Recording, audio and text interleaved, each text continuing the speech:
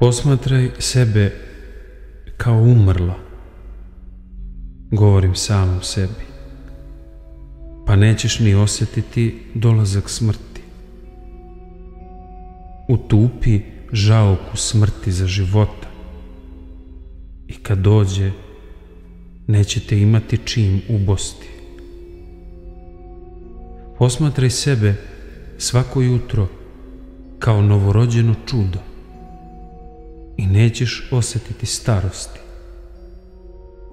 Ne iščekuj dolazak smrti, jer gle, smrt je već došla i ne izbija iz tebe. Zubi njeni su neprekidno u tvome mesu. Ono što je živjelo pre tvog rođenja i što će nadživjeti tvoju smrt, ono je i sada živo u tebi. Jedne noći odsuka angel pantljiku vremena, kojoj ni kraj ne mogah sagledati, i pokaza mi na pantljici dve tačke jednu uz drugu. Rastojanje, veli, između te dve tačke, to je dužina tvoga veka. Moj vek je, znači, već prošao, uzviknuh, i treba da sam spreman za put.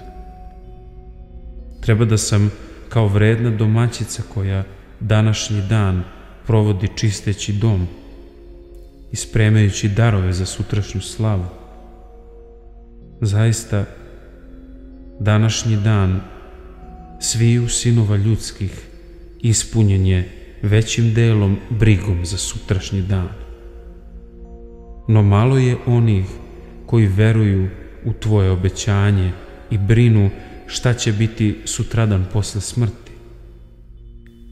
Neka bude moja smrt, Gospode, poslednji uzdah, ne za ovim svetom, no za blaženim i večitim sutra. Među ugašenim svećama mojih prijatelja i moja sveća dogoreva. Ne luduj, korih sebe, i ne žali što sveća dogoreva. Zar tako malo ljubiš prijatelje svoje, da se bojiš poći za njima, za mnogima koji su otišli? Ne žali što sveća dogoreva, no što nejasnu i dimnu svetlost ostavlja za sobom.